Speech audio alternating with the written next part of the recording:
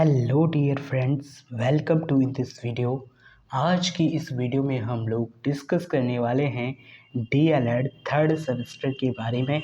और आज की ये वीडियो रहने वाली है शैक्षिक मूल्यांकन, क्रियात्मक शोध एवं नवाचार के बारे में। और यहाँ पे हम लोग आज करने वाले हैं सभी बहुविकल्पी प्रश्न जो कि पवन सीरीज़ के हैं। ठीक है, पवन सीरीज़ के द्वारा हम लोग सभी बहुविकल्पी प्रश्नों को कंप्लीट करेंगे। किसके? शैक्षिक मूल्यांकन, क्रियात्मक शोध एवं नवाचार के, जो कि आपके 50 में से 50 नंबर कंप्लीट होने वाले हैं। इनमें से 15 नंबर आपकी इस एक वीडियो से कंप्लीट होंगे। ठीक है, 15 नंबर यहाँ से आपके कंप्लीट होंगे। तो इस वीडियो को आपको लास्ट तक ज़रूर देख लेना है, जिससे एक भी नंबर आपका छूटे ना। ठीक है, चलिए स्टार्ट करते हैं हम लोग।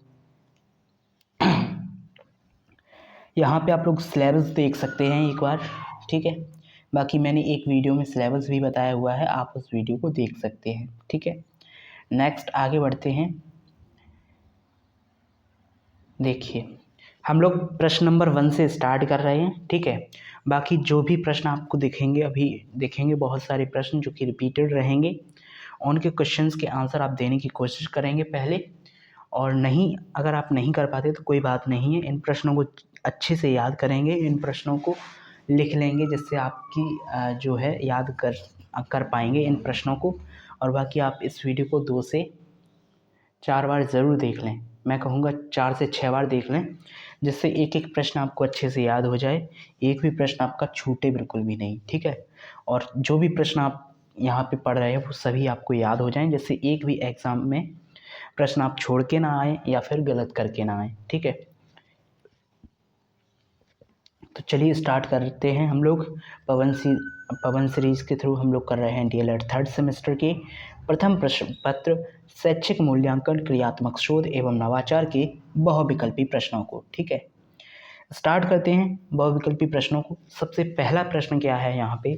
सबसे पहला प्रश्न है, मूल्यांकन प्रक्रिया का केंद्र बिंदु होता है। मूल्यांकन प्रक्रिया का केंद्र बिंदु कौन होता है? यहाँ पे हमारा प्रश्न है।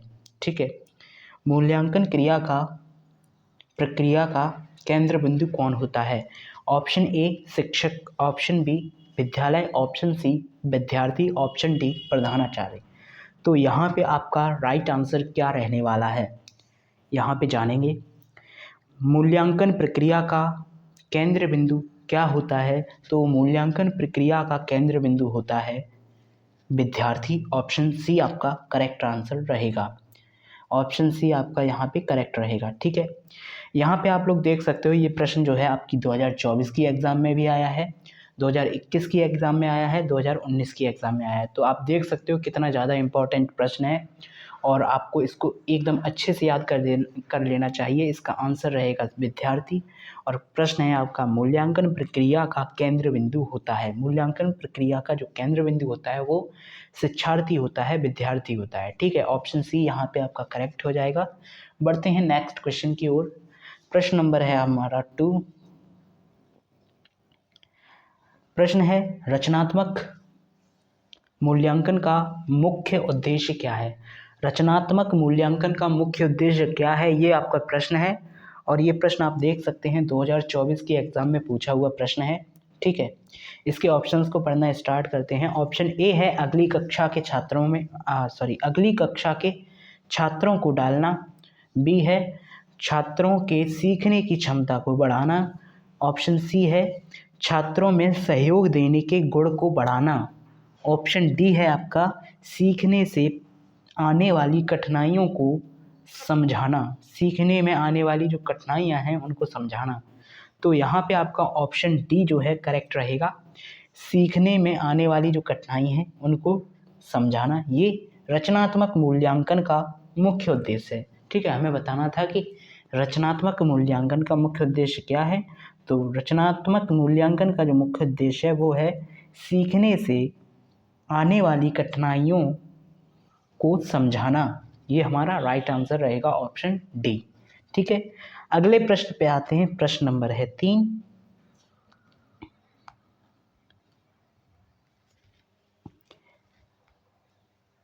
प्रश्न नंबर 3 है, मूल्यांकन मापन से अलग है कैसे? मूल्यांकन जो है मापन से अलग है कैसे, ये हमें बताना है। ऑप्शन ए है मात्रात्मक न्याय की प्रक्रिया, ऑप्शन बी है निर्णय लेने की व्यापक प्रक्रिया, ऑप्शन सी है गुणात्मक न्याय की प्रक्रिया, ऑप्शन डी है सुरक्षित किए गए अंकों के आधार पर निर्णय लेना। तो यहाँ पे आप देख सकते हैं ये प्रश्न जो है आपका 2024 के एग्ज़ाम में आया हुआ है। तो इसका आंसर क्या रहने वाला है? तो यहाँ पे इसका आंसर रहेगा ऑप्शन बी, निर्णय लेने की व्यापक प्रक्रिया। मूल्यांकन मापन से अलग क्यों है, कैसे है? तो निर्णय लेने की व्यापक प्रक्रिया है, उसके लिए मूल्यांकन मापन से अलग है। ठीक है, मूल्यांकन मापन से अलग क्यों है, कैसे है? तो निर्णय लेने की जो क्रिया होती है, व्यापक प्रक्रिया होती है, इसलिए ये क्या है, इसलिए ये अलग है किससे, मापन से। ठीक है, मूल्यांकन। नेक्स्ट प्रश्न पे आते हैं, प्रश्न नंबर है 4। मापन का सामान्य सिद्धांत संबंधित है। मापन का सामान्य सिद्धांत जो है वो किससे संबंधित है?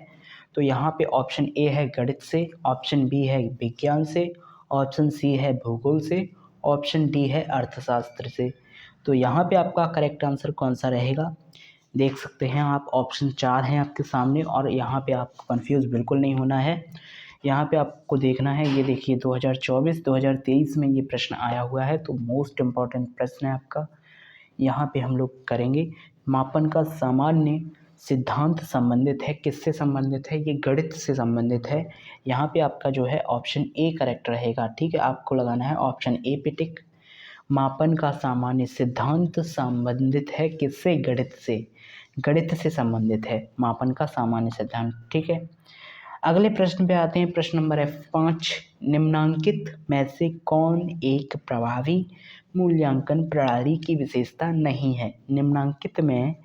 निम्नांकित से कौन एक प्रभावी मूल्यांकन प्रणाली की विशेषता नहीं है?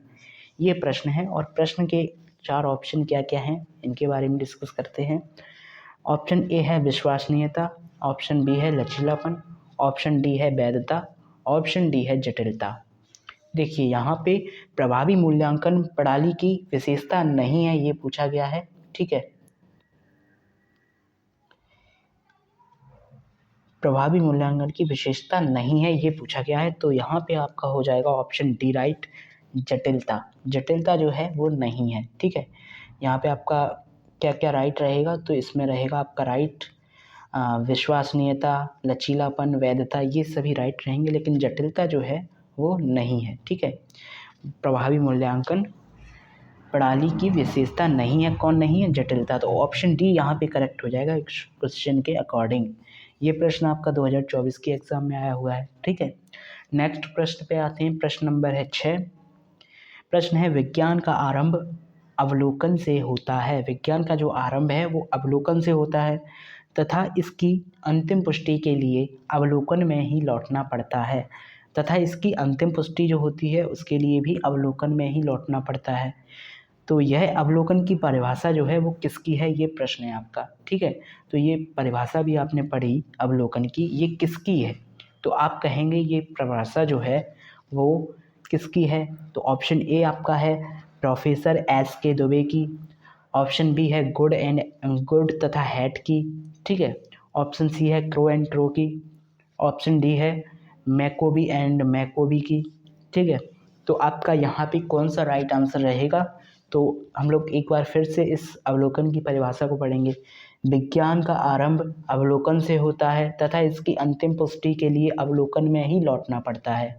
ये आपकी परिभाषा है अवलोकन की। ये परिभाषा जो है वो गुड एंड हैट की है। ऑप्शन बी आपका यहाँ पे करेक्ट हो जाएगा, गुड एंड हैट की। ठीक है, गुड तथा हैट की है, यहाँ पे आपको याद रखना है। ठीक है, ये प्रश्न आपका 2024 के एग्जाम में आया हुआ है। नेक्स्ट आगे बढ़ते हैं, प्रश्न नंबर है आपका 7।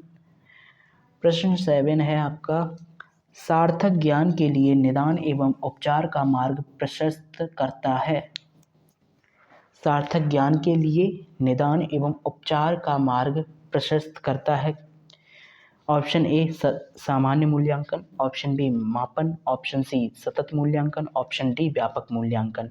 तो यहाँ पे आपका करेक्ट आंसर क्या रहेगा? तो यहाँ पे आपका करेक्ट आंसर रहेगा ऑप्शन सी सतत मूल्यांकन। ठीक है, सतत मूल्यांकन यहाँ पे करेक्ट रहेगा, ऑप्शन सी आपका यहाँ पे करेक्ट हो जाएगा। इसके बाद आते हैं अगले प्रश्न पे। प्रश्न नंबर है 8, शिक्षार्थियों के सतत एवं समग्र मूल्यांकन यानी CCE पर प्रभावी जोर दिया गया। तो ये किसने जोर दिया है? ऑप्शन ए है राष्ट्रीय शिक्षा नीति 1986, ऑप्शन बी है प्रथम राष्ट्रीय शिक्षा नीति ने, ऑप्शन सी है मुदालियर आयोग की सिफारिश से, ऑप्शन डी है इनमें से कोई नहीं।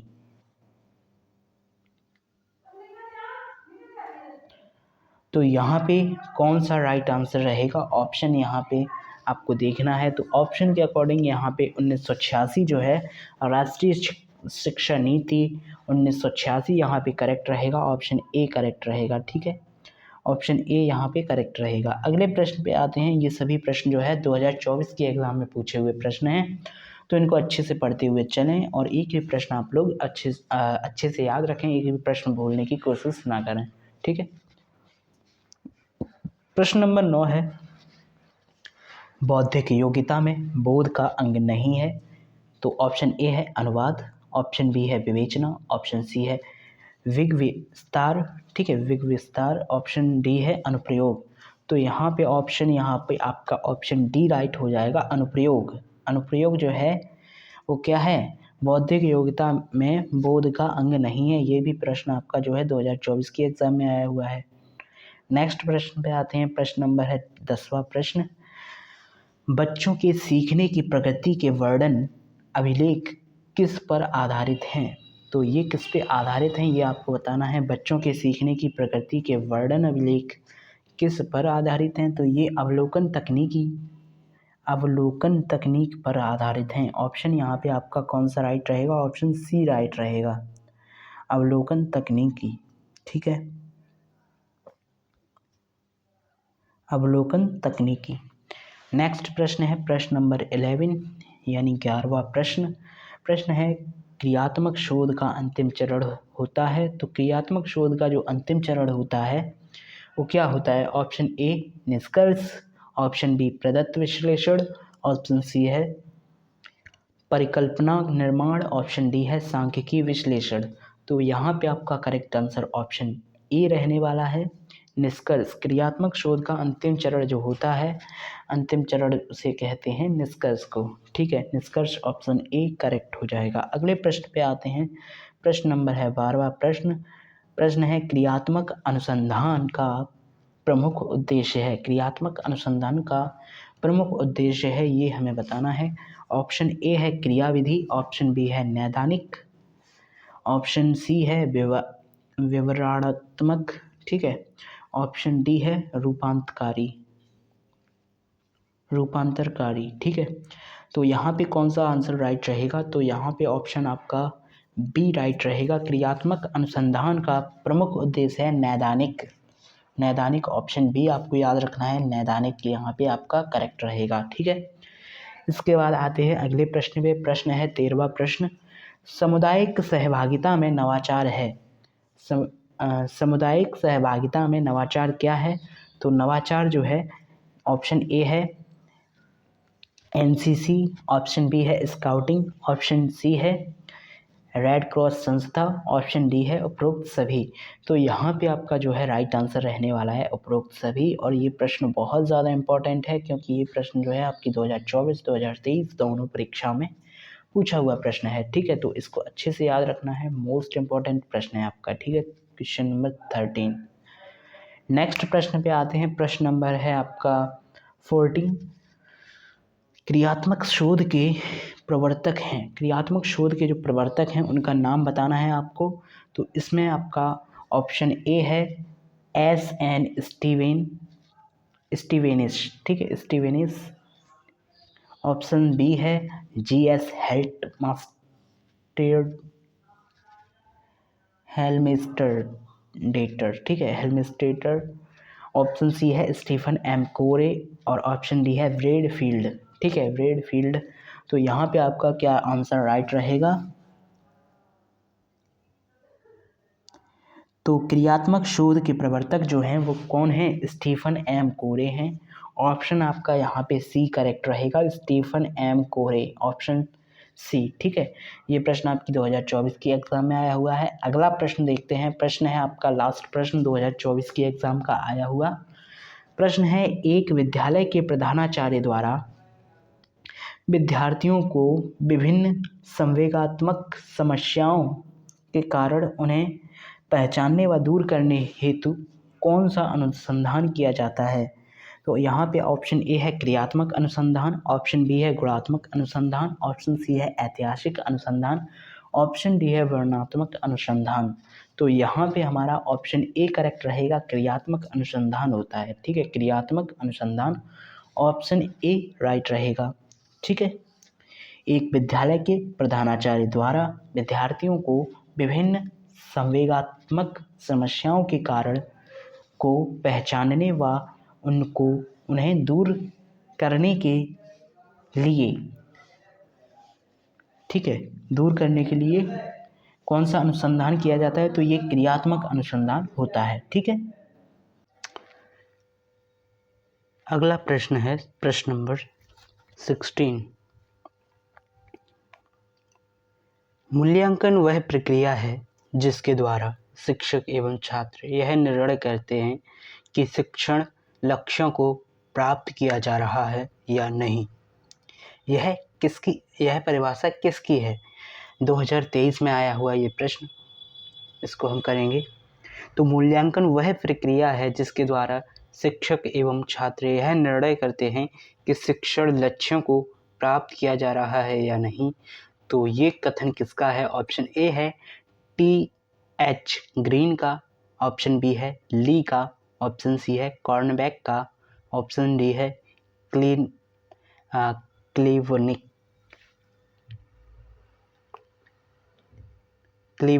ठीक है, क्लीविन तथा हन्ना का। तो यहाँ पे आपका करेक्ट आंसर रहेगा ऑप्शन सी क्रैनबैक, ठीक है, ऑप्शन सी यहाँ पे आपका करेक्ट रहेगा, क्रैनबैक। नेक्स्ट प्रश्न पे आते हैं। प्रश्न नंबर है 17। प्रश्न है मूल्यांकन प्रक्रिया के सोपान हैं। मूल्यांकन प्रक्रिया के सोपान पूछे गए हैं। ऑप्शन ए है शिक्षण उद्देश्य, ऑप्शन बी है शिक्षण से उत्पन्न अनुभव, ऑप्शन सी है व्यवहार परिवर्तन, ऑप्शन डी है उपयुक्त सभी। यहाँ पे कौन सा आंसर करेक्ट रहेगा? तो यहाँ पे आपका जो है आंसर कौन सा करेक्ट रहने वाला है? तो यहाँ पे आपका ऑप्शन डी राइट आंसर रहेगा, ठीक है, ऑप्शन डी उपरोक्त सभी, ठीक है। 2023 का यह हुआ प्रश्न है ये। नेक्स्ट प्रश्न में आते हैं। प्रश्न नंबर है 18।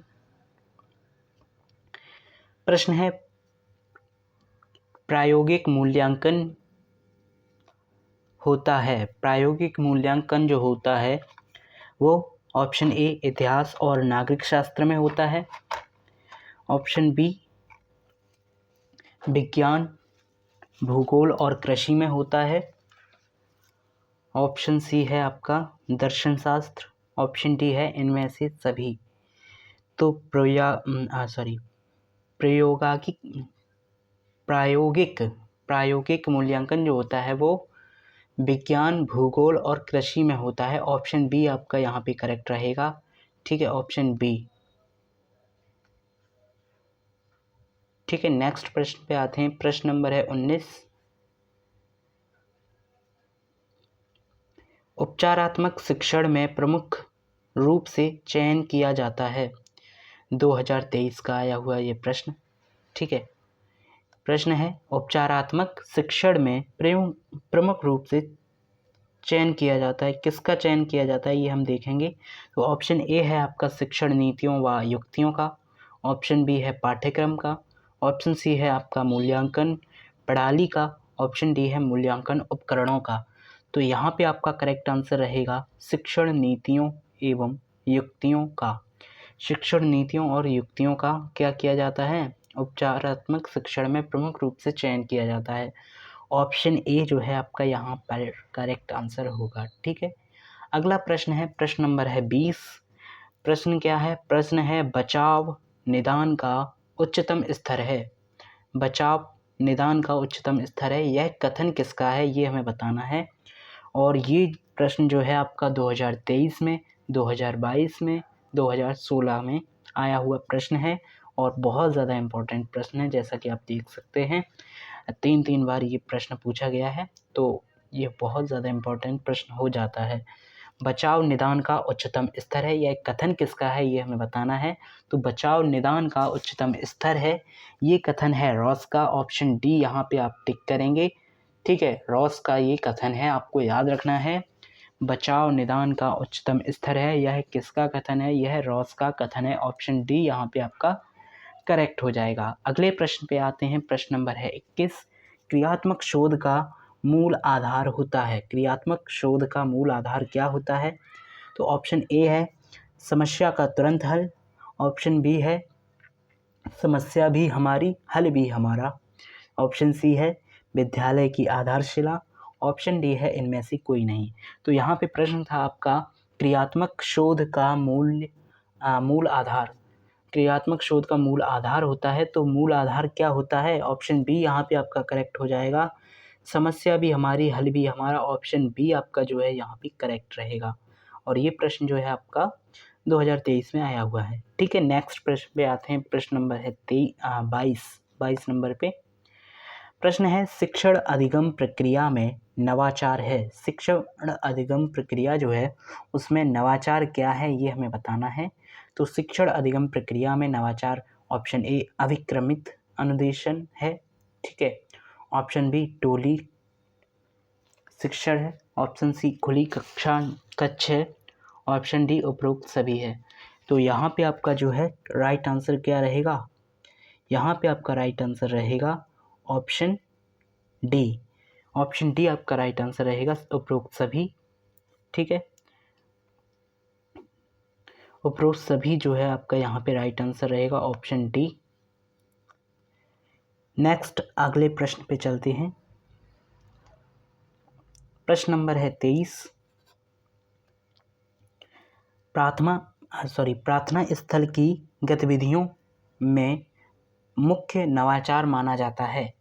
Option A drum, option B संगीत, ऑप्शन सी में है एक और दो दोनों, इनमें से कोई नहीं। तो यहाँ पे आपका जो है करेक्ट आंसर ऑप्शन सी है। ठीक है, ऑप्शन सी एक और दो दोनों। ठीक है, अगला प्रश्न है 24 नंबर। रेड क्रॉस सोसाइटी का उद्देश्य नहीं है। रेड क्रॉस सोसाइटी का उद्देश्य क्या नहीं है, ऑप्शन ए है सेवा करना, ऑप्शन बी है स्वास्थ्य में वृद्धि, ऑप्शन सी है मातृत्व का विकास, ऑप्शन डी है परीक्षाओं की तैयारी कराना। तो देखो रेड क्रॉस सोसाइटी का उद्देश्य जो है वो परीक्षाओं की तैयारी कराना नहीं है। ठीक है, ऑप्शन यहाँ पे आपका डी राइट हो जाएगा, ये जो है वो नहीं है, ये आपको याद रखना है। ठीक है, रेड क्रॉस सोसाइटी का उद्देश्य ये नहीं है, यानी परीक्षाओं की तैयारी कराना उद्देश्य नहीं है। सेवा करना, मातृत्व का विकास, स्वास्थ्य में वृद्धि, ये रेड क्रॉस सोसाइटी के उद्देश्य हैं, लेकिन परीक्षाओं की तैयारी कराना ये रेड क्रॉस सोसाइटी का उद्देश्य नहीं है। ठीक है, 2023 का आया हुआ ये प्रश्न था। नेक्स्ट प्रश्न पे आते हैं, प्रश्न नंबर है 25। प्रश्न नंबर है 25। प्रश्न है ब्लूप्रिंट क्या है। ब्लूप्रिंट क्या है, ब्लूप्रिंट जो आपने सुना होगा बहुत बार कि ब्लूप्रिंट। ठीक है, तो ब्लूप्रिंट क्या है इसके बारे में डिस्कस करते हैं। तो ब्लूप्रिंट क्या होता है, ऑप्शन ए यहाँ पे है आपका शिक्षण की आधारशिला, ऑप्शन बी है प्रश्न पत्र की आधारशिला, ऑप्शन सी है विद्यालय की आधारशिला, ऑप्शन डी है आपका इनमें से कोई नहीं। तो यहाँ पे आपका राइट आंसर रहेगा ऑप्शन बी प्रश्न पत्र की आधारशिला। ब्लूप्रिंट क्या है, तो प्रश्न पत्र की आधारशिला है, ऑप्शन बी आपका यहाँ पे करेक्ट हो जाएगा। ठीक है, अगले प्रश्न पे आते हैं, प्रश्न नंबर है 26। और ये प्रश्न जो है आपका 2022-23 में आया हुआ है, तो मोस्ट इम्पॉर्टेंट प्रश्न है, आपको अच्छे से याद रखना है। ब्लूप्रिंट क्या है? तो प्रश्न पत्र की आधारशिला है, ये अच्छे से आपको याद ज़रूर रखना है, ठीक है। अगला प्रश्न है प्रश्न नंबर 26, ब्लू टैक्सोनॉमी विकसित की गई। ब्लू टैक्सोनॉमी जो थी वो कब विकसित की गई, ये आपको बताना है। तो ब्लू टैक्सोनॉमी जो है कब विकसित की गई, यहाँ पे ऑप्शन पे आते हैं। ऑप्शन ए है 1957 में, ऑप्शन बी है 1958 में, ऑप्शन सी है 1956 में, ऑप्शन डी है 1960 में। तो यहाँ पे आपका कौन सा करेक्ट आंसर रहेगा? आप देख सकते हैं ये प्रश्न बहुत ही ज़्यादा इम्पोर्टेंट है। अभी तक जितने भी प्रश्न किए, कोई भी प्रश्न ऐसा नहीं है जो इतने बार आया हो। यहाँ पे ये प्रश्न जो है 2018 में आया, 2021 में आया, 2022 में आया, 2023 में आया। 4 पेपर में केवल यही प्रश्न आया सेम टू सेम। तो आपको ये ज़रूर याद रखना पड़ेगा, क्योंकि इस बार भी आने के चांसेस बढ़ जाते हैं अगर ये यहाँ पे आया है तब, ठीक है। तो यहाँ पे आप देख सकते हैं ब्लू टैक्सोनॉमी जो है वो कब विकसित की गई, तो ये विकसित की गई 1956 में। आपको याद रखना है ब्लू टैक्सोनॉमी जो है 1956 में विकसित की गई। ऑप्शन यहाँ पे आपका सी राइट रहेगा, 1956 में, ठीक है, 1956 ईस्वी में, ठीक है। अगला प्रश्न आता है, प्रश्न नंबर है 27, ठीक है। प्रश्न 27वां है, मूल्यांकन क्या होता है या मूल्यांकन होता है, ठीक है। मूल्यांकन क्या होता है या कैसा होता है, इस बारे में प्रश्न है। तो मूल्यांकन होता है, ये प्रश्न है आपका, और ऑप्शन है आपके मात्रात्मक, गुणात्मक या ऑप्शन सी है आपका मात्रात्मक एवं गुणात्मक दोनों, ऑप्शन डी है इनमें से कोई नहीं। तो आपका यहाँ पे कौन सा करेक्ट आंसर होगा? Option A, option B, option C, option D, कौन सा राइट आंसर होने वाला है? तो यहाँ पे आप देख सकते हो मूल्यांकन जो होता है मात्रात्मक भी होता है, गुणात्मक भी होता है, तो दोनों प्रकार का होता है। तो यहाँ पे ऑप्शन सी करेक्ट हो जाएगा, यानी यहाँ पे आपका ऑप्शन सी करेक्ट रहेगा, ठीक है। मूल्यांकन गुणात्मक मात्रात्मक दोनों तरह का होता है, ये आपको याद रखना है। ऑप्शन यहाँ पे आपका सी करेक्ट हो जाएगा, ठीक है। ठीक है, नेक्स्ट प्रश्न पे आते हैं। प्रश्न नंबर है 28, मूल्यांकन एक निरंतर चलने वाली प्रक्रिया है, यह किसका कथन है? तो देखो, मूल्यांकन जो होता है हमेशा चलता रहता है, ये आपको पता है, ठीक है। मूल्यांकन निरंतर चलने वाली प्रक्रिया है, यह कथन किसका है? तो ऑप्शन यहाँ पे है ए, ऑप्शन ए है कोठारी आयोग, ऑप्शन बी है यूजीसी, ऑप्शन सी है एनसीईआरटी, ऑप्शन डी है आपका मुदालियर आयोग।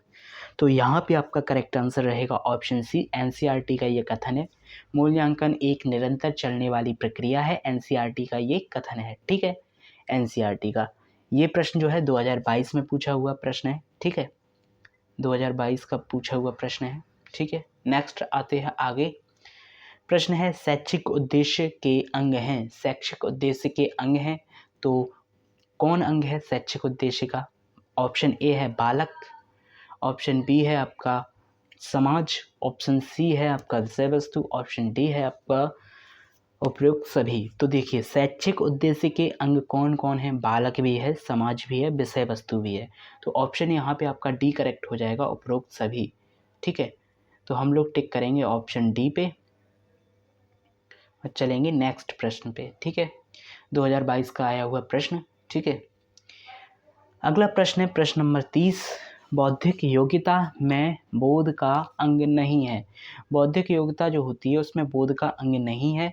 ऑप्शन ए है अनुवाद, ऑप्शन बी है विवेचना, ऑप्शन सी है वाग विस्तार, ऑप्शन डी है अनुप्रयोग।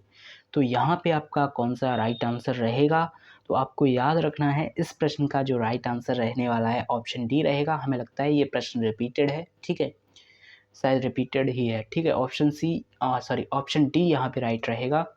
बौद्धिक योग्यता में बोध का अंग नहीं है, तो ये अंग क्या है, ये अंग क्या नहीं है, इस बारे में हम बात करें तो अनुप्रयोग जो है वो नहीं है। अब हम आते हैं नेक्स्ट प्रश्न पे। प्रश्न नंबर है 31।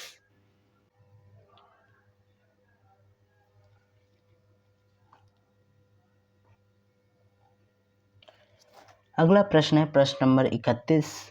प्रश्न है, रीता ने गणित में 50 अंक प्राप्त किए। कितने? 50 अंक प्राप्त किए। 50 अंक प्राप्त करना क्या है, ये हमें बताना है। ये प्रश्न जो है आपका 2022 और 2018 की परीक्षा में पूछा हुआ प्रश्न है और ये प्रश्न जो है बहुत ही ज़्यादा इम्पोर्टेंट हो जाता है। ये 2 बार आया हुआ प्रश्न है, तो आप इसको ज़रूर अच्छे से याद करें, ठीक है। जितने भी प्रश्न यहाँ पे बताए जा रहे हैं उन प्रश्नों को अच्छे से तैयार करते जाएं। सभी प्रश्न इम्पॉर्टेंट हैं, आपको याद रखना है। प्रश्न आपका है प्रश्न नंबर 31, ठीक है। इसमें हम लोग देख रहे हैं रीता ने कितने गणित में 50 अंक प्राप्त किए और 50 अंक प्राप्त करना क्या है। ऑप्शन ए है मापन, ऑप्शन बी है मूल्यांकन, ऑप्शन सी है परीक्षण, ऑप्शन डी है आपका उपलब्धि। तो यहाँ पे आपका राइट आंसर रहेगा ऑप्शन बी, मूल्यांकन है। ये मूल्यांकन नहीं है, ये है मापन। ऑप्शन ए आपका करेक्ट हो जाएगा इसका, ठीक है। ऑप्शन ए यहाँ पे आपका करेक्ट रहेगा, ठीक है। अगला प्रश्न है आपका अगला प्रश्न है आपका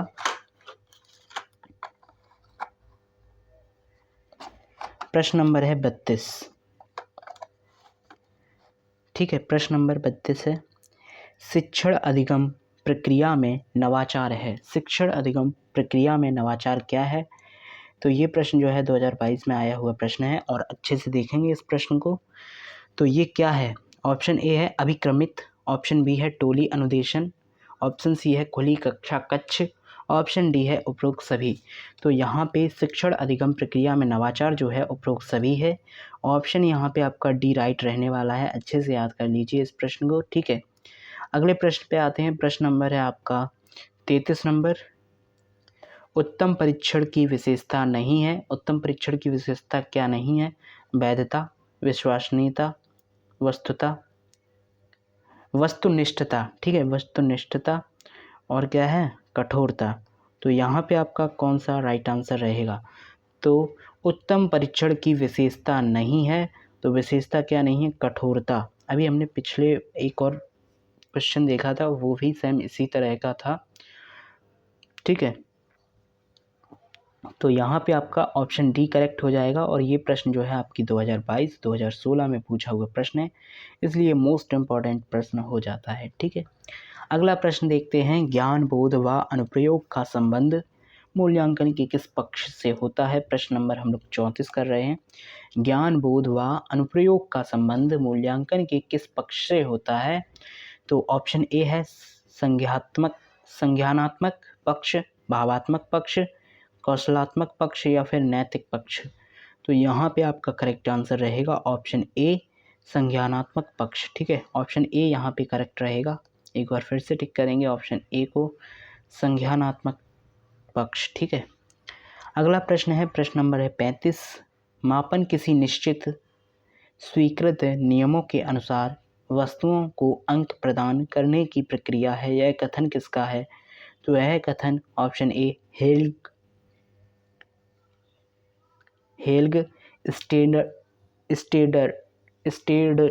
स्टेडटर, ऑप्शन बी है एस स्टीवेंस, ऑप्शन सी है वार्डेंट रसेल, ठीक है।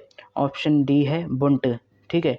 तो यहाँ पे आपका राइट आंसर रहेगा एस स्टीवेंस, ठीक है। एस स्टीवेंस ऑप्शन बी यहाँ पे करेक्ट रहेगा। 35 नंबर का मापन किसी निश्चित स्वीकृति नियमों के अनुसार वस्तुओं को अंक प्रदान करने की प्रक्रिया है, ये एस स्टीवेंस ने कहा है, ठीक है, उनका कथन है। अगला प्रश्न है प्रश्न नंबर है 36।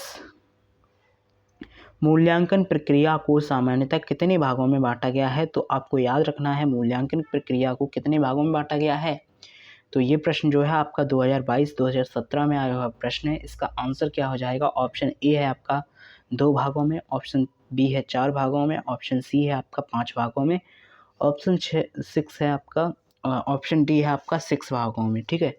तो ये प्रश्न जो है 36 नंबर प्रश्न हम लोग कर रहे हैं और ये प्रश्न बहुत ज़्यादा इंपॉर्टेंट है क्योंकि ये 2022-2017 के पेपर में आया हुआ है और यहाँ पे आपका जो है मूल्यांकन प्रक्रिया को जो है सामान्यतः 4 भागों में बांटा हुआ है, ये आपको याद रखना है। ऑप्शन आपका बी करेक्ट रहेगा, ठीक है। अगले प्रश्न पे आते हैं। प्रश्न नंबर है आपका 37 नंबर, ठीक है। 37 नंबर प्रश्न है। प्रश्न है शैक्षिक नवाचार से तात्पर्य है। शैक्षिक नवाचार से क्या तात्पर्य है? तो ऑप्शन ए है अधिगम प्रक्रिया में नवाचार, ऑप्शन बी है शिक्षण विधि में नवाचार, ऑप्शन सी है उपरोक्त दोनों, ऑप्शन डी है उपरोक्त में से कोई नहीं। यहाँ पे करेक्ट आंसर क्या रहेगा? तो यहाँ पे हम लोग देखेंगे ऑप्शन यहाँ पे रहेगा ऑप्शन सी राइट रहेगा, उपरोक्त दोनों। ठीक है, शैक्षिक नवाचार से तात्पर्य है अधिगम प्रक्रिया में नवाचार और शिक्षण प्रक्रिया में नवाचार, दोनों यहाँ पे करेक्ट रहेंगे। आपका फाइनल आंसर जो रहेगा उपरोक्त दोनों, ऑप्शन सी करेक्ट रहेगा। ठीक है, आप लोग टिक करेंगे तो ऑप्शन सी को टिक करेंगे। ठीक है, अगला प्रश्न है आपका 38 नंबर, मूल्यांकन अनुरूप है। मूल्यांकन किसके अनुरूप है? उद्देश्यों के, प्रविधि के, विधि के, सिद्धांतों के। तो ऑप्शन बी आपका यहाँ पे करेक्ट रहेगा, प्रविधि के। ठीक है, मूल्यांकन अनुरूप है, प्रविधि के अनुरूप है। ठीक है, ऑप्शन बी यहाँ पे करेक्ट रहेगा। अगला प्रश्न है प्रश्न नंबर 39, क्रियात्मक शोध का विकास किसने किया था? क्रियात्मक शोध जो है उसका विकास किसने किया था, ये हमें बताना है। तो एम.एस. कोरे ने किया था, ऑप्शन ए, ऑप्शन बी है फ्रोवेल ने, ऑप्शन सी है जॉन डीवी ने। ठीक है, जॉन डीवी ने। ऑप्शन यहाँ पे नेक्स्ट आता है आपका ऑप्शन डी, इनमें से कोई नहीं। तो यहाँ पे आपका जो है राइट आंसर रहेगा ऑप्शन ए, यानी कि एम.एस. कोरे। ठीक है, एम.एस. कोरे, ये आपको याद रखना है। क्रियात्मक शोध का जो विकास किया एम.एस. कोरे ने किया है। ऑप्शन यहाँ पे अगर टिक करेंगे तो हम करेंगे ऑप्शन ए। ठीक है, अगला प्रश्न है प्रश्न नंबर 40, सूर्य परिकल्पना संबंधित है। सूर्य परिकल्पना किससे संबंधित है? तो सूर्य परिकल्पना जो है ऑप्शन ए निर्देशित परिकल्पना से संबंधित है, ऑप्शन बी निर्देश रहित परिकल्पना से संबंधित है, ऑप्शन सी है आ और बा दोनों, ऑप्शन डी है इनमें से कोई नहीं। तो यहाँ पे आपका राइट आंसर रहेगा ऑप्शन बी, निर्देश रहित परिकल्पना से संबंधित है। सूर्य परिकल्पना निर्देश रहित परिकल्पना से संबंधित है, ऑप्शन यहाँ पे आपका बी राइट रहेगा। नेक्स्ट प्रश्न पे आते हैं, प्रश्न नंबर है 41।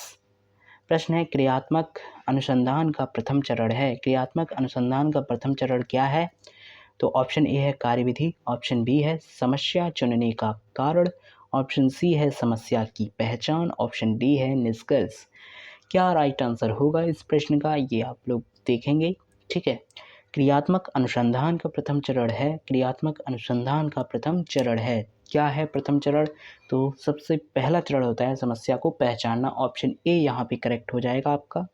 ठीक है, ऑप्शन ए करेक्ट हो जाएगा। ठीक है, ऑप्शन सी करेक्ट होगा। यहाँ पे आपका समस्या की पहचान ऑप्शन सी में लिखा हुआ है। ठीक है, ऑप्शन सी आपका करेक्ट रहेगा। अगला प्रश्न आता है आपका 42 नंबर, न्यादर्श का संबंध किससे है? तो न्यादर्श का संबंध जो है मापन से है, मूल्यांकन से है, क्रियात्मक शोध से है, या फिर इनमें से कोई भी नहीं, इनमें से किसी से भी नहीं।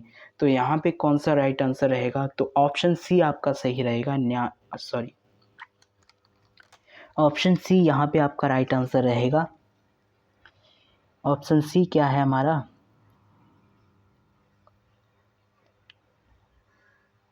ऑप्शन सी है हमारा क्रियात्मक शोध से। ठीक है, न्यादर्श का संबंध जो है क्रियात्मक शोध से है, ये आपको याद रखना है। ऑप्शन सी आपका करेक्ट रहेगा। अगला प्रश्न क्या है? अगला प्रश्न है हमारा, ठीक है, अगला प्रश्न है 43 नंबर, संज्ञानात्मक पक्ष संबंधित है। संज्ञानात्मक पक्ष संबंधित है, किससे संबंधित है? देखेंगे, बोध से है, व्यवहारिकता एवं मूल्यांकन से है, ज्ञान से है, उपरोक्त सभी से है। तो यहाँ पे आपका करेक्ट आंसर होगा ऑप्शन डी, उपरोक्त सभी से। ठीक है, इसके बाद अगला प्रश्न है, भावात्मक पक्ष का संबंध होता है। भावात्मक जो पक्ष होता है उसका संबंध किससे होता है? भावात्मक पक्ष का संबंध होता है संवेगों से, मनोवृत्तियों से, रुचियों से, उपरोक्त सभी से। तो भावात्मक पक्ष जो होता है उनका संबंध उपरोक्त सभी से होगा, ऑप्शन डी यहाँ पे करेक्ट रहेगा। ठीक है, अगला प्रश्न है 45 नंबर, कौशलात्मक पक्ष का दूसरा नाम क्या है? तो कौशलात्मक पक्ष का दूसरा नाम हमारा हो जाता है क्रियात्मक पक्ष, ये आपको याद रखना है, क्रियात्मक पक्ष। बाकी अदर ऑप्शन कौन कौन से हैं? तो संज्ञानात्मक पक्ष, भावात्मक पक्ष, इनमें से कोई नहीं। आपका कौशलात्मक पक्ष का ही दूसरा नाम होता है क्रियात्मक पक्ष, इसलिए ऑप्शन ए आपका जो है करेक्ट हो जाएगा। ठीक है, ठीक है।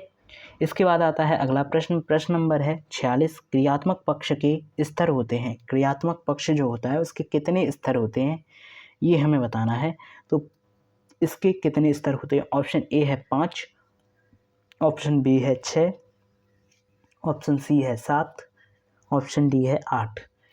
इसमें कौन सा करेक्ट आंसर रहेगा? तो आप ऑप्शन बी में देखेंगे 6। क्रियात्मक पक्ष के 6 स्तर होते हैं, आपको याद रखना है कि क्रियात्मक पक्ष के 6 स्तर होते हैं। ठीक है, इसके बाद करेंगे हम लोग 47 नंबर प्रश्न। प्रश्न नंबर 47 है, जिस उद्देश्य की पूर्ति के लिए परीक्षण का निर्माण हुआ था वह उस उद्देश्य की पूर्ति करे तो कहलाता है। ऑप्शन ए है विश्वसनीय, ऑप्शन बी है वैध, ऑप्शन सी है व्यापक, ऑप्शन डी है इनमें से कोई नहीं। तो यहाँ पे आपका राइट आंसर रहने वाला है ऑप्शन बी। ठीक है, ऑप्शन बी वैध। ठीक है, अगले प्रश्न पे आते हैं। प्रश्न नंबर है आपका 48 नंबर। ऐसा परीक्षण जो बार बार प्रयोग करने पर एक ही सतह का परिणाम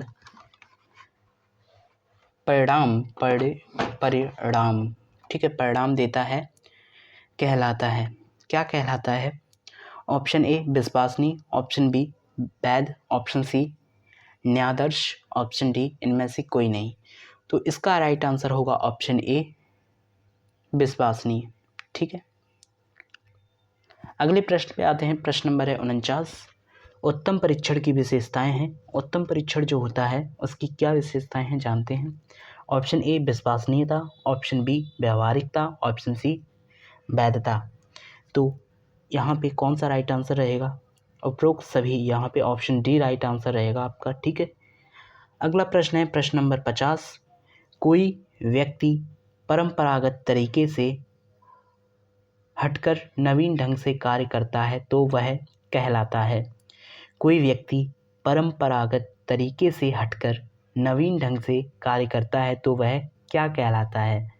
ऑप्शन ए नवाचार, ऑप्शन बी मूल्यांकन, ऑप्शन सी मापन, ऑप्शन डी परीक्षण। ऑप्शन खत्म हो गए, इतने ही ऑप्शन है। ठीक है, तो ये कहलाता है नवाचार। अगर कोई व्यक्ति परंपरागत तरीके से हटकर नवीन ढंग से कार्य करे, ठीक है, नवीन ढंग से कार्य करे तो वह नवाचार कहलाता है। ऑप्शन यहाँ पे आपका ए करेक्ट रहेगा। ठीक है, तो आज की इस वीडियो में हम लोग इतने ही प्रश्न रखते हैं। पार्ट 2 इसका जल्द ही आएगा और आपको उस वीडियो में आपको आगे के प्रश्न कराए जाएंगे। ठीक है, तो आज की इस वीडियो में इतना ही रखते हैं क्योंकि 50 प्रश्न बहुत ज़्यादा हो जाएंगे और ये प्रश्न जो है आपको अच्छे से याद कर लेने हैं। बाकी और भी वीडियोस के लिए आप लोग सब्सक्राइब ज़रूर कर लीजिएगा।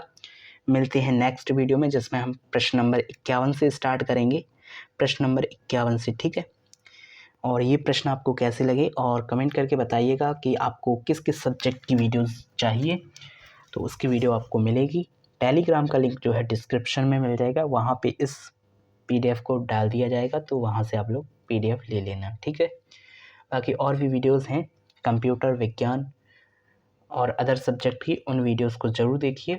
ठीक है, वन शॉट व विकल्पी एक ही वीडियो में कंप्लीट कराए हैं। यहाँ पे मैं इस वीडियो को थोड़ा पार्ट में डिवाइड इसलिए कर रहा हूँ क्योंकि ये थोड़ा ज़्यादा बड़े बड़े प्रश्न हैं। ठीक है, तो इनको थोड़ा 2-2, 3-3 वीडियो में काट लेते हैं जिससे सभी प्रश्नों को अच्छे से कर सकें। ठीक है, वीडियो ज़्यादा बड़ी हो जाएगी फिर, इसलिए इन प्रश्नों को अलग अलग कर लेते हैं थोड़ा। ठीक है, तो पार्ट 2 में हम लोग देखेंगे प्रश्न नंबर 51 से। ठीक है, मिलते हैं नेक्स्ट वीडियो में। Thank you so much, goodbye, take care, see you soon.